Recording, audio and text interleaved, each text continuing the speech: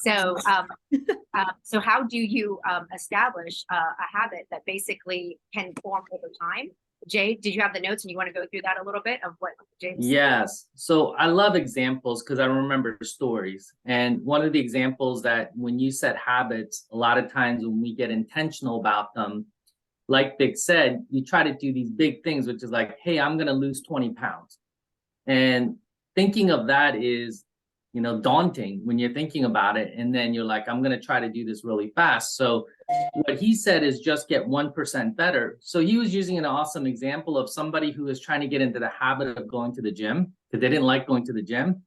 So all they did was get up in the morning, get what is it, 5:30 or 6 in the morning, and they would go to the gym and then leave. They wouldn't work out.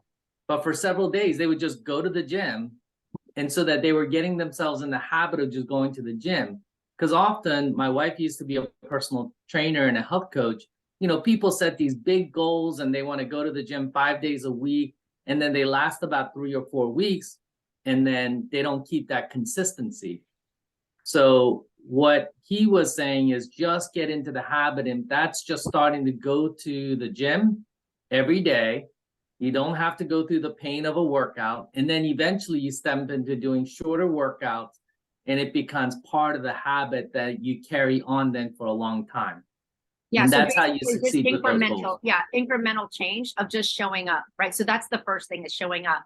So going through the motion of actually, the pain will be, let's say if you did it at 5:30 or 6 in the morning, it does not have to be at that time, but some time that you picked, it's doing it at the exact same time over and over again, where it becomes a habit or a muscle memory thing that you just do it. Your body just goes into motion. And you have to do it in a way that it's not so painful. Because if you start it and it's so painful, like not only do you have to get up at 5:30 to get there at 6 and then have to drive all the way there, then you have to actually do the workout for an hour. That's almost too hard. It's very easy for you to quit on that, you see. So you do it so how does it translate over to what we're doing in our business? Phone calls, right? A lot of people are scared of making phone calls. How do you get into the habit of starting to set times to do your phone calls, right? What are some of the steps that you can do to make sure that you make those phone calls? So in the beginning, don't think, oh, today I'm going to do my power hour call and I'm going to call 100 people. Well, that's not likely going to happen. Even if you call 20 people, it's likely that you're going to quit the next time because it probably was too much to handle or overwhelming, or it was like just a lot. So you have when people talk about the dieting after New Year's resolutions, people make big resolutions. Why do they quit? Because they make it so big and they don't get into a rhythm, right? So we're trying to create a rhythm in order to be able to get actually the things we want. So one thing that he said, there's 4 stages, right, of basically forming habits. So the first is a cue, which is a trigger that tells your brain to initiate a habit. Okay, so whatever cue that is, it's something that you visually see, right? So it could be like for the gym, it's your workout clothes hanging up right by your closet as you wake up in the morning. That's your cue. It's a trigger that tells you that habit needs to happen. And then the second thing is craving. So what's the craving? It's the prediction that compels you to act. So the craving could be maybe a picture or something else that's there of you're craving to look good for a trip that you're going on or whatever it is, right? So you have that. It's the prediction that compels you to actually take action. And then the response is that the actual habit you perform. So that's step 3. And then 4 is the reward. What is the reward, which is the result that satisfies that craving for you? Okay, so those are the habits.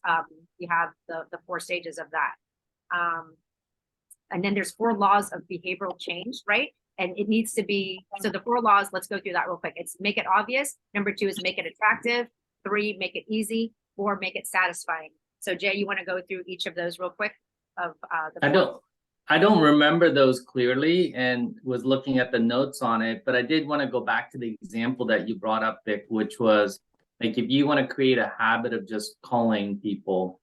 Jeff on this call is on my team, and he did a really neat thing when we were doing accountability, because you have to have an accountability partner, because if you're trying to do it on your own, that's going to be hard. But what he had committed to do was to make so many phone calls to his past clients, which I think are the easiest phone calls to make. So if you have sphere or past clients and you just are having a conversation with them, and he set a goal for himself, I think 1 week to call 20 people. And it was like the easiest thing for him to do. So start with something easier to create the habit so that it's not painful starting up. Because if you're calling a bunch of leads in the database that you haven't talked to and you don't know where they are, that's going to be painful. So just start with something easier and make that the first step in terms of growing habits that will last. Yeah.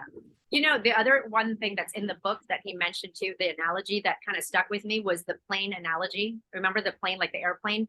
If you don't think small, because a lot of people will be like, well, what really difference is it going to make if I'm going go to the gym, spend 5 minutes there and leave? What's the point? What's the point of doing that? The point is, like, if you think about the airplane analogy that they shared with us, is basically like, if you just change the airplane, changes 1 or 2 degrees, it takes you totally off the flight path. And you were supposed to be headed to New York City, 1 degree off takes you actually to DC. That's a big change, right? And if you miss one day, just come back to it the next day. Don't make sure that you don't miss it 2 days in a row. So it's okay to miss, forgive yourself for that, and then just go back to it again the second day.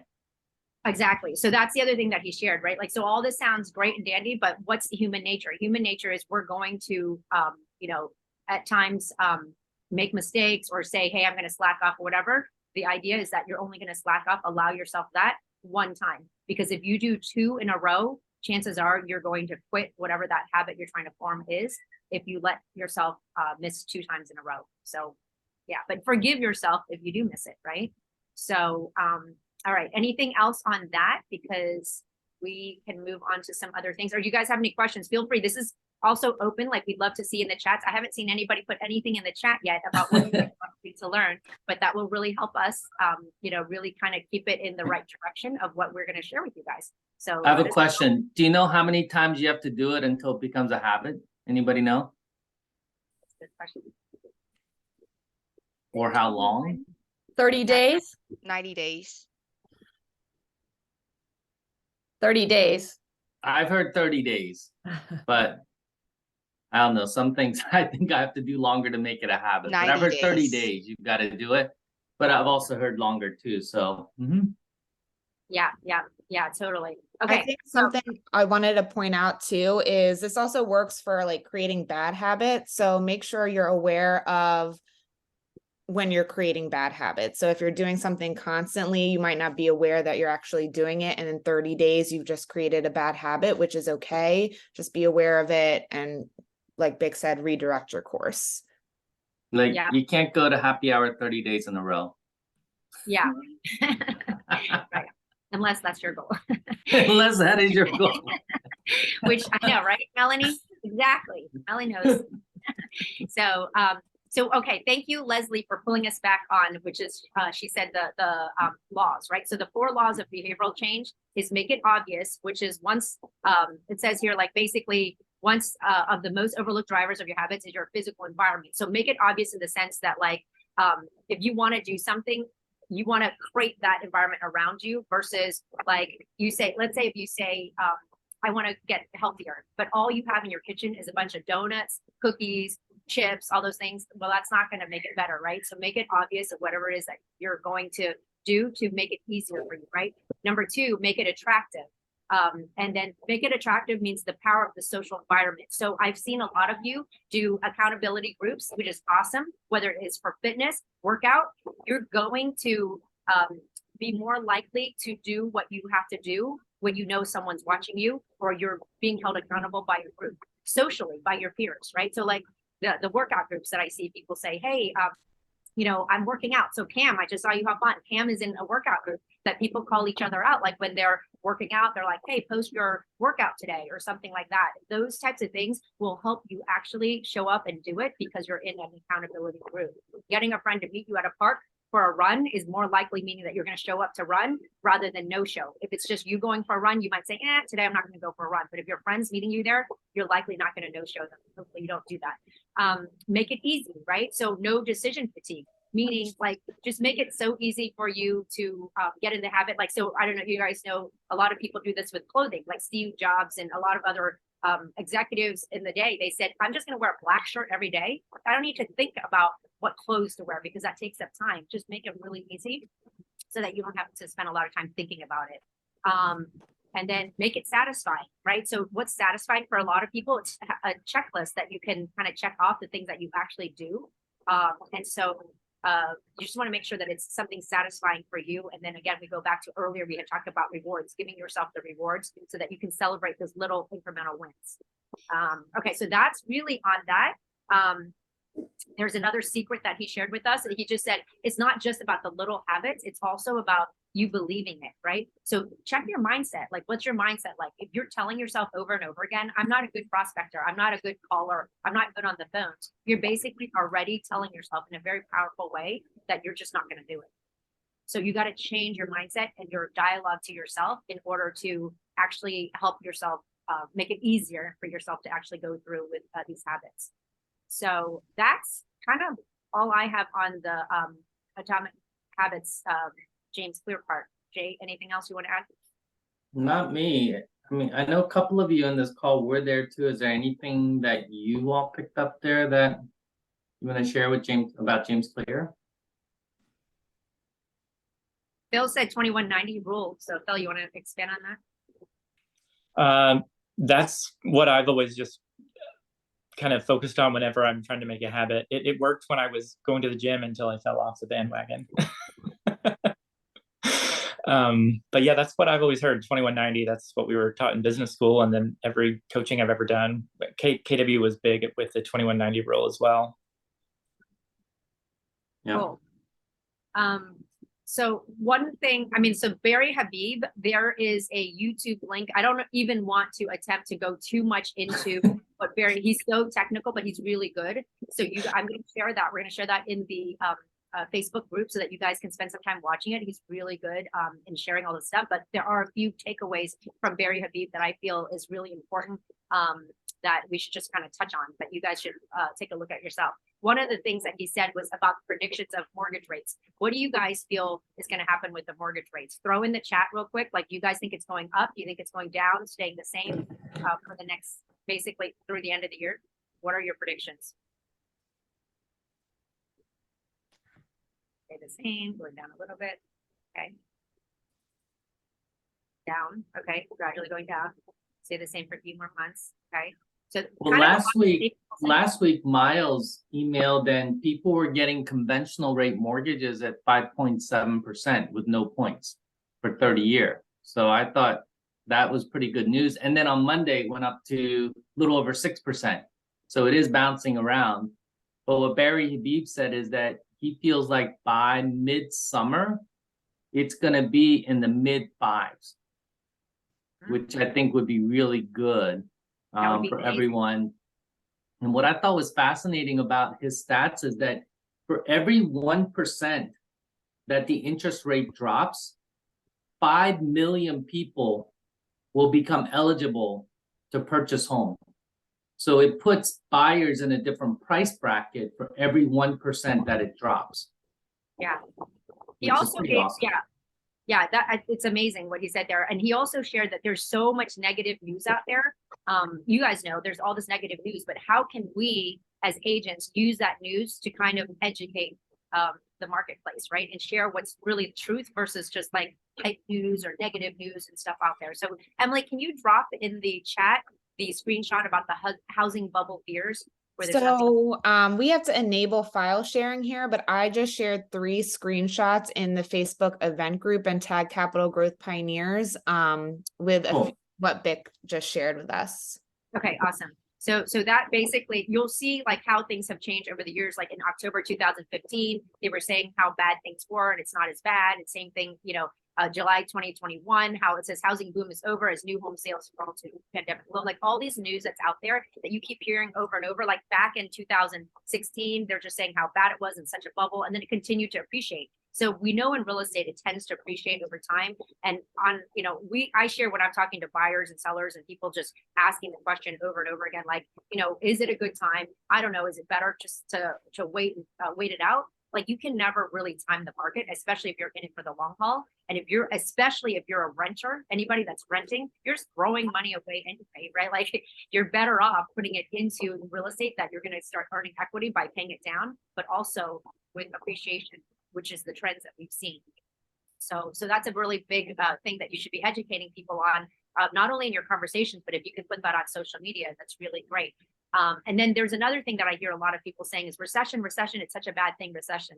Recession is actually a good thing in our business, right? Recession is a good thing because when there's a recession, generally speaking, rates do have to go down and there's opportunities. So that is something, again, a mindset shift. And when you hear everything else out there, oh my gosh, recession is so bad. In our business, actually recession is not a bad thing.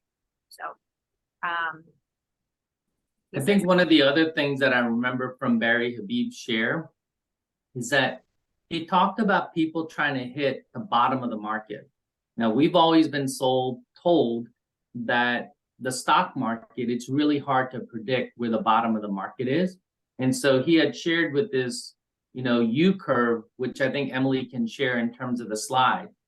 And it's impossible to figure out where the bottom is because by the time you try to figure it out, it's already on the upswing. So for those buyers who are waiting for that bottom to hit, it's better for them to just get into the market. And the talking point really is, it's going to be impossible to figure out where the bottom of the market is. So getting into the marketplace and starting your home purchase journey from whether renting or upsizing in terms of a house is better to be in it than to be sitting on the sidelines. Because by the time you get into it, it's already too late and it's started to go up. Right. I mean, do you guys all agree? Like most people agree in here, I hope that's the thought, because there's a lot of people, agents that I've talked to right now. Weirdly, I was surprised that they kind of bought into the negative of everything. It's better just to wait. And they're telling their buyers to wait. I think that's a dangerous thing to tell people to wait when I think it's an opportunity. So, I mean, it's a matter of opinion, I guess. But if you look at the history and the trends, that's really, all the people that said, hey, I'm just going to wait in 2020 because they were so worried about what was happening in 2020 lost out, right? All the people that were so nervous in 2020 lost out. So, yeah. So, yeah, too much noise out there, drown it out, just don't listen to that. And then really look at the data and the stats and what's actually happened. And always too, like, look at who's giving the advice. If the person that's giving advice doesn't sell a lot of homes, they probably are dealing with pain right now, because that's the other thing they talked about. There's a ton of opportunities, which brings us to the next person that spoke. John Blush did a really great job talking about, really how to really plan for 2 more sales to escrow in 90 days. How do you do that? He covered a whole lot of stuff, but there's really some very basic things that you have to do that also ties to habits with James Clear, that you really have to do these things. And if you're not willing to do these things, really, it's not going to happen for you. It might if you get lucky, but if you really want to do this in a very structured manner, you follow the process of what he shared. I really agree and believe that it's going to happen for the people that are really in it to win it. And you have to really commit to it. It's not going to be easy, but I love what he shared with us, which was the stopwatch challenge, right? So he called it the 90-day stopwatch challenge, which is basically really doing an audit of your time. Like, where are you spending your time? Because a lot of times we think we're doing a lot of work, but we're just spending a lot of time worrying or thinking about the work, not actually doing the work, right? So we spend so much time like over analyzing and all these things instead of just going in and doing it. So he recommends that you put on, I'm looking at my notes real quick on this, but basically that you just buy a real stopwatch, put it around your neck. That's your cue. That's your reminder. If you wear that thing around your neck, it also creates conversation. People are like, what is that? Are you going out for a run? And you can talk about it.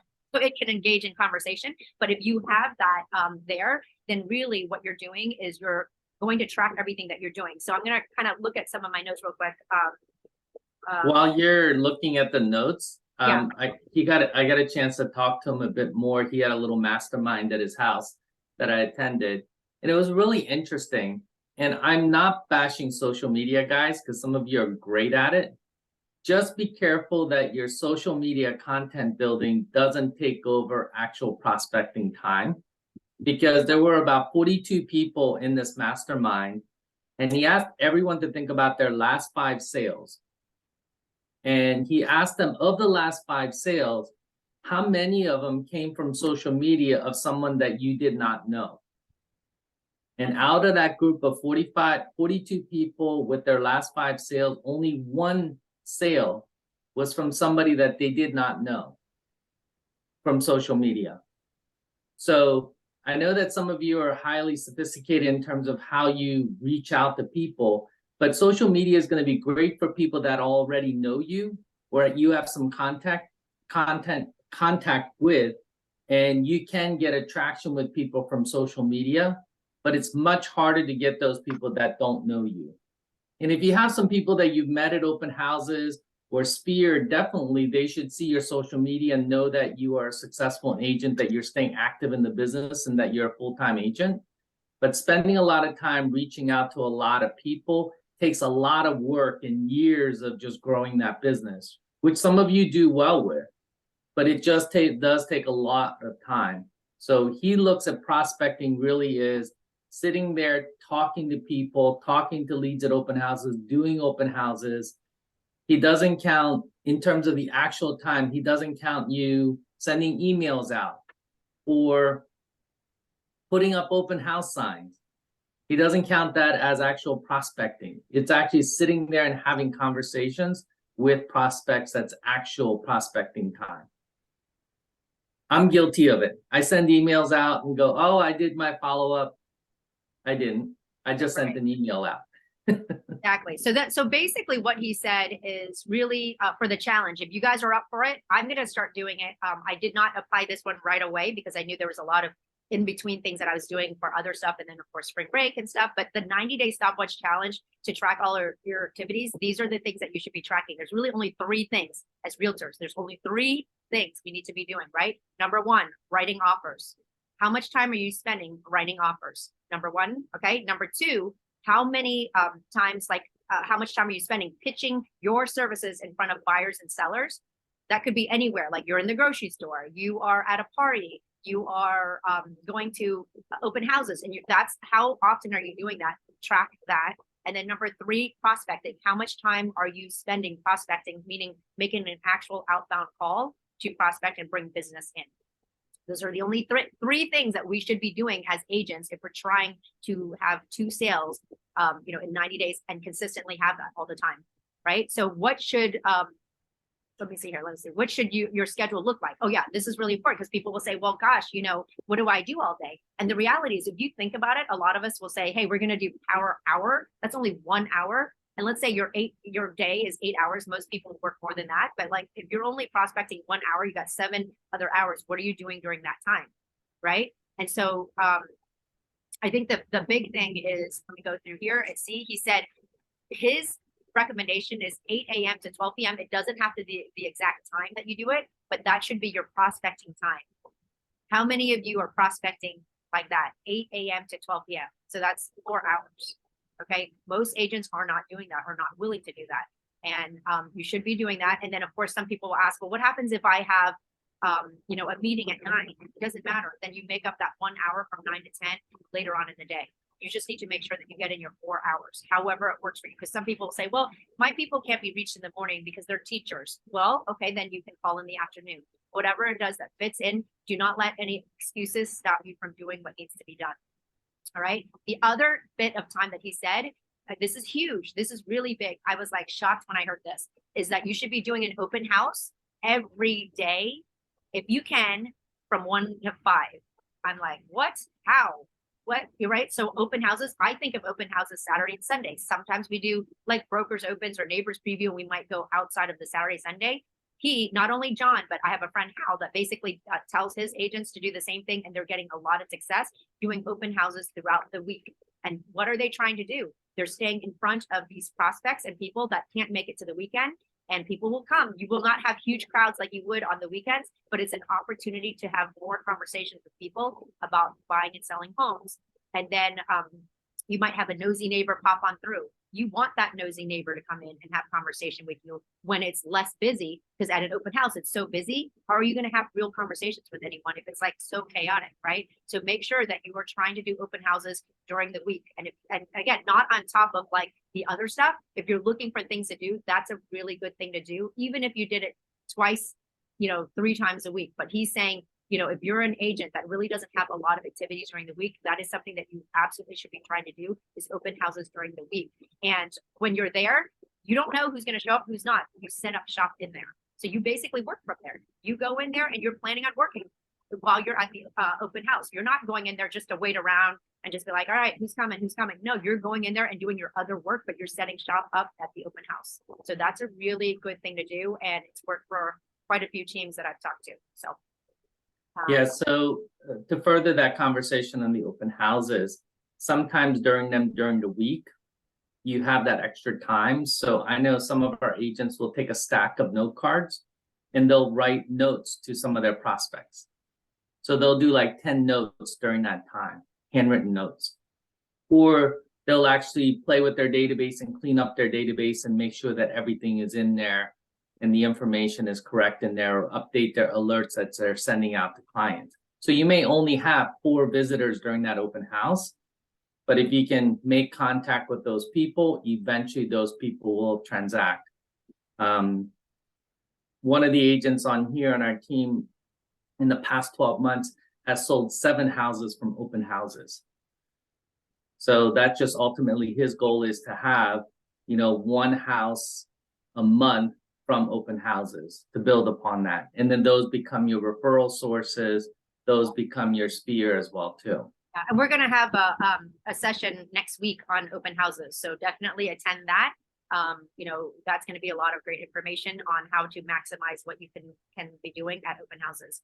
I'm going to run through real quick again. What is the prospecting? What counts as real prospecting? It's calling leads in your pipeline, getting info to add people to your database, talking to a lead at an open house, calling FSBOs or expireds, talking to your sphere about real estate, talking to other agent prospects about joining brokerages, right? For anybody at EXP, that's prospecting. What does not count? Again, Jay already said it, writing an email. When you're writing an email, that's not really counts as that, right? Setting up a dialer, putting out open house signs, catching up with a friend, commenting on clients' Facebook posts, that actually doesn't count. Some people count it as that. It does not count, okay? So writing on Facebook posts does not. And even when you say catching up a friend, here, this is really important. When you're calling your sphere and all you're saying to them is, hey, I was just calling to check on you. How's everything going? That doesn't count unless you tie it back to business. So, right, we have a script that we learned about that at Sales Mastery that you bring it back to business and say the reason for my call is, and then you talk about real estate, that counts. But if you're just saying, hey, I'm calling just to check in, that does not count. All right. So be well, one more thing before I forget. Sorry, Yeah. guys. Did he talk about off-market property folder in his open house when he shared on that? Yeah, so that's really cool. So basically, like having a book that basically gets attention. Yeah, do you want to talk about that? So some of you are on teams where you do have some off-market properties that are coming up. But if you need more, this is what a lot of the California agents do, is that if you're doing an open house in Reston, what you do is that you print out all the withdrawn and canceled and expired in Herndon and Reston the last 2 years. In a price bracket, like if you're in a single family home for 700, then you pull out anything from 600 to 900,000, expired and withdrawn, and print all those things out, put them on a folder that says off-market properties do not remove, and have it sitting on the kitchen counter where you're hosting the open house. And buyers are going to look at that and they're going to ask questions. And when you're talking to them, put your hand on it and move it around. And that's a great way to just get attention, because if you have buyers who are curious, they're going to know what they're going to ask you. What does off-market properties mean? And you get into conversations about it. So even in our area where we don't have that many expireds, if you go back 2 years, you're going to find 50 or 60 to put in there. Yeah. And it's just a conversation starter that you are the agent that can help them find off-market properties, that you can contact these people if they're interested in it, and you can have some conversations about it. And it's a great way for those buyers who are working with Redfin or some other agent who isn't doing their job. They're at an open house because their agent isn't doing their job. And that's how you win them over. Right. And the other script that you can use with it is really to help with buyer broker agreements, right? Like you're basically saying to them, yeah, well, this is for our clients. Like we usually share this information with our clients. And they're like, oh, well, how do I become your client? Or like, what do I need to do to get access to that? Well, it's really quite simple. all of our clients has access to this. We'll send you our brokerage agreement, and it outlines our responsibilities and duties and working together. And I'd be happy to share this with you. And they'd be like, oh, okay. So that's another way to kind of get people to have FOMO and want to be a part of what, you offer. So, all right, cool. Anything else on that? No? All right, so let's talk next. Let me see it in the chat. I'm just looking to see any questions. No questions. Cam put in a very funny picture if you guys want to click on that link of a stopwatch. So, let's see. Does that mean we're talking too much? That when we were talking about the stopwatch thing. So. Okay. Okay. Oh, you know what? The other thing I wanted to go in here too. Oh, this is really important too, because we're doing this right now. So one other thing that John said is most agents spend 90% of their time on things that they really shouldn't be doing, right? And it could be like, you want to make sure that like going to training like this is awesome, but what are you doing with it afterwards? So some people are always preparing to do something, like I'm preparing or I'm learning, I'm showing up to all these different things, but they don't actually end up taking the action. So all of these things don't actually count either. So like right now, you guys being here, awesome. We appreciate you being here learning, but afterwards you take what you're learning and you go do something that would count as a stopwatch activity. That would be so awesome, right? But you cannot keep like being a student forever and just learning without implementation. You got to implement. Doing both, and then sometimes you have to learn as you go. You learn so much more as you're going along with it. So make sure that you don't get into the like excuse of being, I'm a life learner, I just want to learn. Yeah, that's fine. That's great. We appreciate that. But make sure as soon as you leave and learn, you implement at least one thing that you learned that day. That day is the key. Okay. Let's talk about what Mary Maloney shared with us. She talked a lot about farming. So I know a lot of people are interested. I mean, Kay did an amazing presentation on farming for our group. If you haven't seen it, we also posted in the YouTube and in our Facebook group of her whole presentation about a month ago. So awesome. But some tips that we got from Mary on getting more listings if you're thinking about farming. Let's say you're not even thinking about farming, but just in general, getting it out to the area where you live or somewhere, or you have a listing that you thought was great, you had great results. You should be doing a lot around that one listing to make it appear to be like a whole bunch of listings. It's perception is reality. When they see a bunch of messages about a specific home or something in the home, like let's say the first one that you sent out was a picture of the front of the house. The next one you send out is the picture of the kitchen with some other stats. They think it's a totally different house. I thought that was kind of a cool thing that she was saying, where one of her listings, people thought it was like 5 or 6 different listings and it was just one, but she used different pictures throughout the house. So let's see, Jay, you want to say anything else about that? I'm looking through there and seeing. I'm just looking at the notes and I don't think I was in there for that one.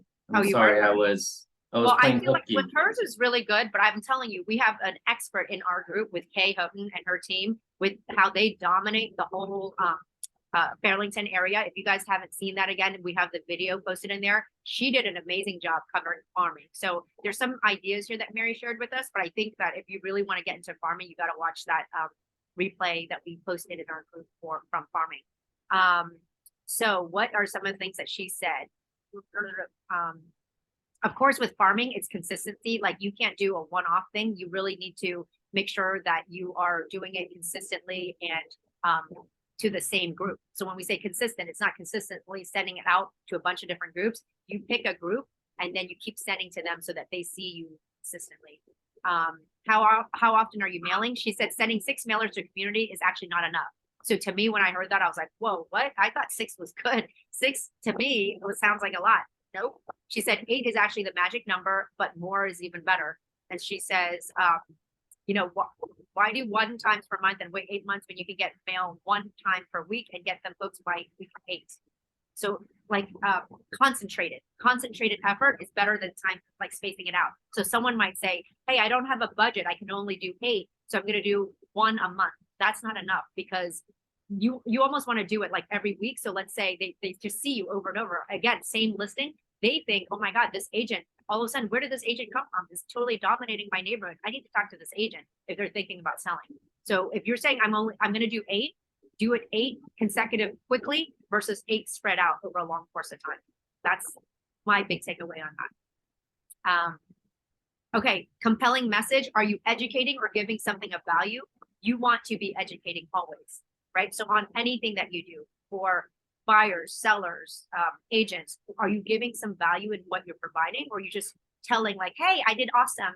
Okay, great, you did awesome, but how did you do awesome? What was it? So give them a teaser in there that they can take away and be like, that's interesting. I thought that it didn't matter. I thought the market is so hot that you don't need to stage a home. Like oftentimes you'll hear people say that, and you're like, yeah, but yes, the house will still sell, but will it sell for the highest possible price? These are some things that I can offer up and tell you about that's going to get you the highest possible price. Because anything that you put on the market these days are probably going to sell, but I'm going to tell you the difference on what. So make sure that you include that in your marketing that you send out, not just just listed and that's all you say.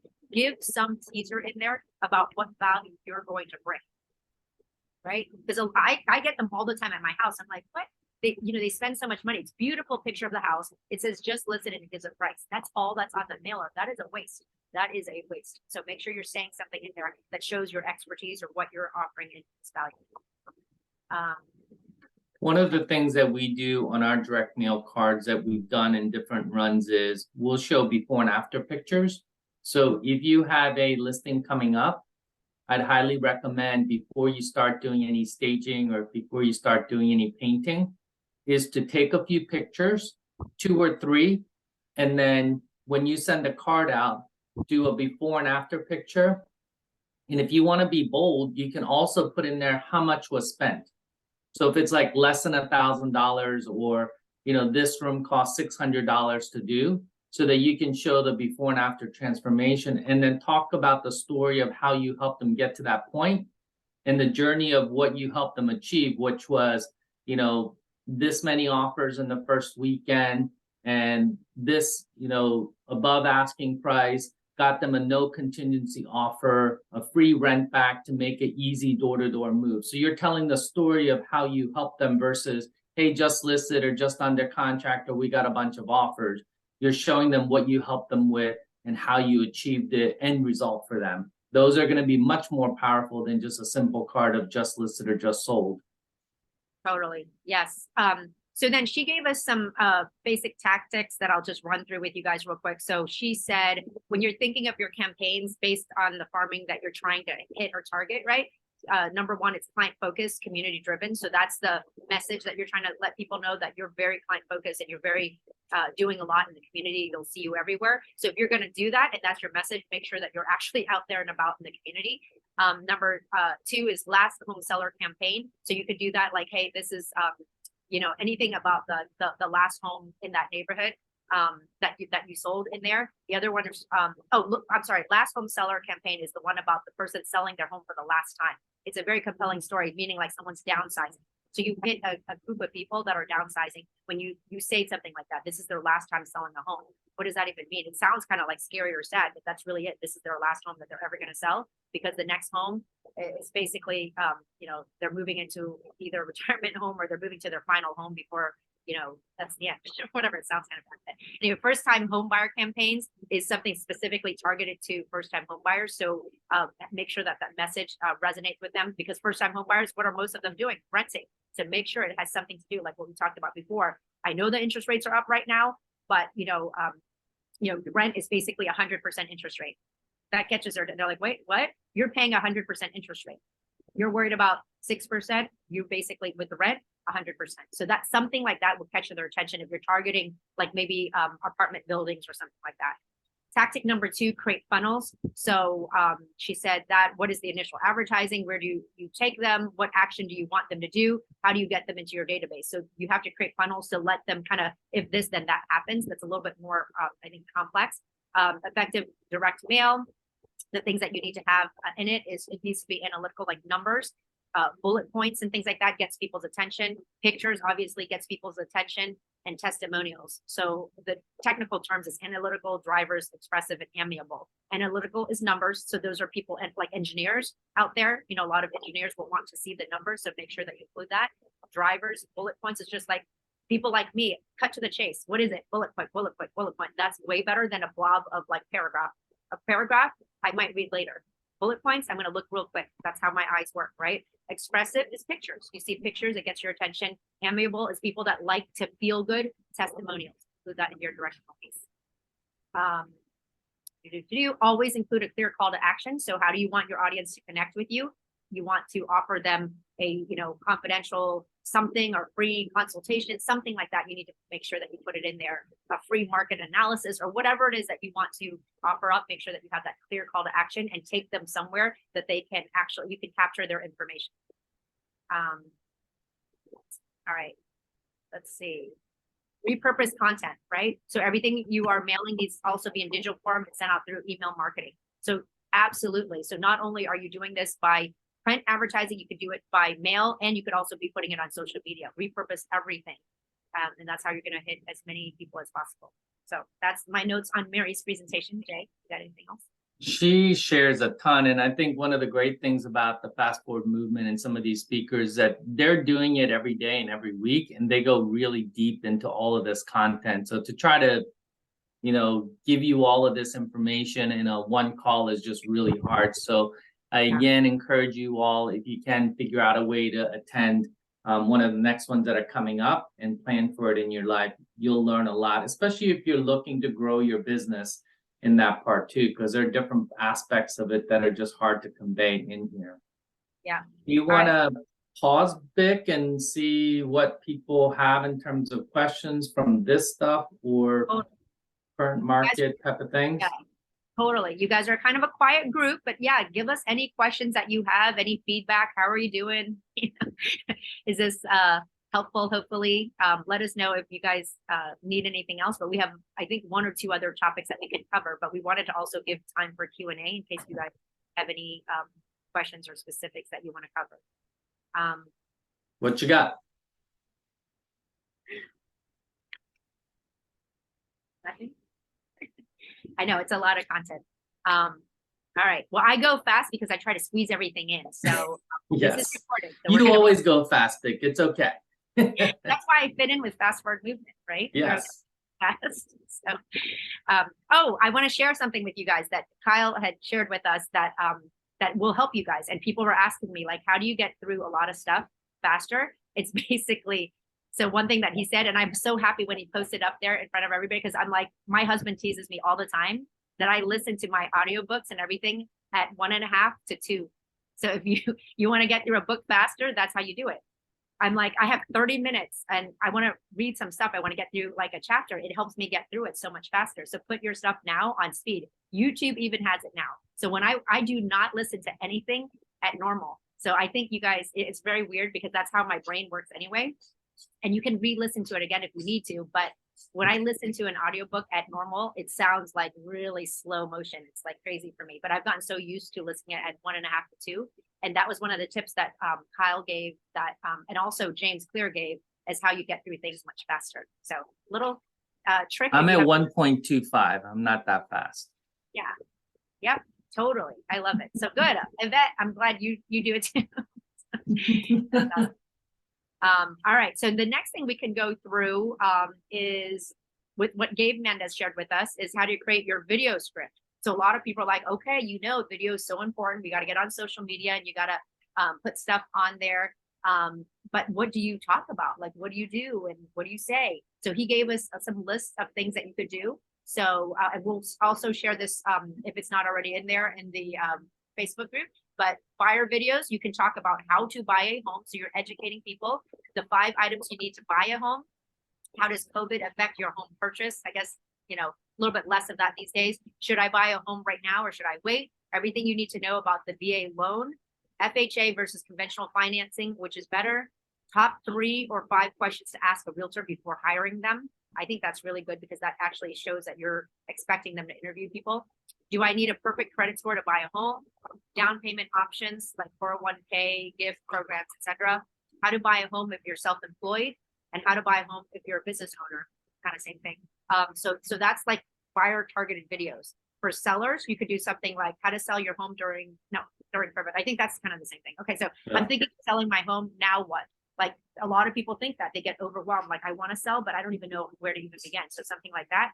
How to sell my first home. There's a lot of like first time home buyers, but there's also a lot of first time home sellers. So they want to know what they need to do to prepare, what kind of improvements they need to make, how to sell my home and buy a home at the same time. I think that's a really big one that we have in our area.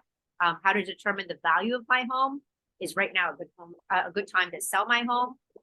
Should I upgrade certain things before selling it? How to decide which agent I should hire? Top 5 questions to ask an agent before hiring them. So those are, again, some ideas of what you could be putting out there right now in your videos. And I would add, at the beginning, you want to do the attention grabber. So if you're talking to first-time home buyers and you want to say, are you a first-time home buyer? So that gets their attention. Or, hey, are you living in a house with a bunch of roommates?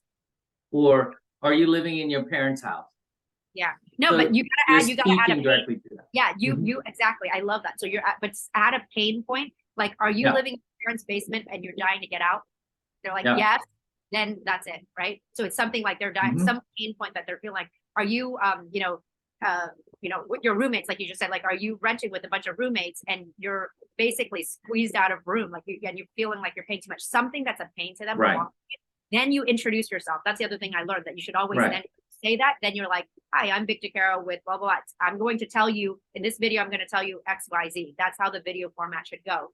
And some tricks, like there's people that are like, I don't know, how do you remember all these things? Have your notes in front of you as you're doing the video. And there's a lot of apps out there with teleprompters that people use. Practice, obviously, over time it's going to get better. I don't love teleprompters, but a lot of people are using it, and they've been telling me they're like, I use it. I'm like, you do? I did not even know that you're using a teleprompter. So those things work really well. Mhm. There's one called Big View, is one that you can put it on there. I actually downloaded and tried it out during their trial period, and it's pretty cool. So I might start using that too. It's called Big View, VUE. And that's a teleprompter, and you can put it right on your phone, and you can time it how fast it moves, and it helps you as you go through. And you don't even have to read it verbatim, but it has your notes so that you make sure that you cover all the stuff. Or you can write it verbatim what you want to say. But for me, it would be helpful to have the notes kind of moving up through there so that I don't like lose my train of thought or whatever. Yeah. So anyway, so that's a cool thing. And then at the end, make sure that you have a call to action. So, this is you, call me for a buyer consultation. So then you're doing that call to action. If this is you and you're looking to sell your first home, call me so we can plan ahead for you. So you're doing that call of action at the end. So you get their attention at the beginning, and then you do the call to action at the end. Yep. So I think that's basically my notes on that. But like one thing that he said again, so with emails, same thing, video, right? So some of you guys are doing video marketing stuff, but email marketing is really, really good. So if you guys know John Sheplak, that's what he does. You're noticing that Kyle, they sent out a bunch. Why? Because the open rate is so good. So they're all doing that. And so with doing a type of an email campaign, what are the things that you could be writing and doing? They said, you want to outline your objective, your audience, incentive, and urgency. And how do you do that? You need to first grab attention.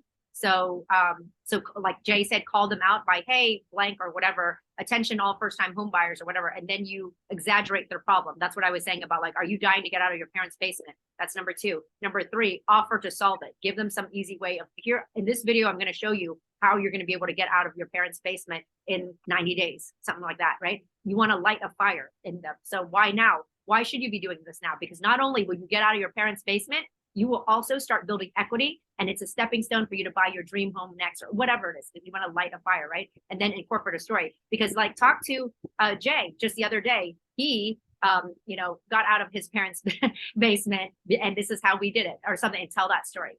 So basically, those are the things. Make sure that you grab their attention right away, exaggerate their problem, offer to solve it, light a fire, get them excited about it, and then incorporate a story, because people want to feel like they're like other people, not like they're a unique situation. And you're like, I deal with a lot of people that live in their parents' basement, or I deal with a lot of people that have roommates, and this is what we did. It's kind of like the feel, felt, found. We totally know how you feel, but what people, what they found was blah, blah, blah, whatever the situation, share that story. So we're almost up on time. Hopefully all this was helpful for you guys.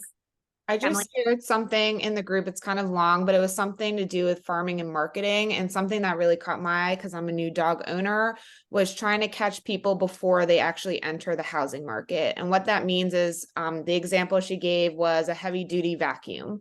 We all have been online, you know, you click on a shirt and then you have 18 million notifications and ads for the same shirt by different companies.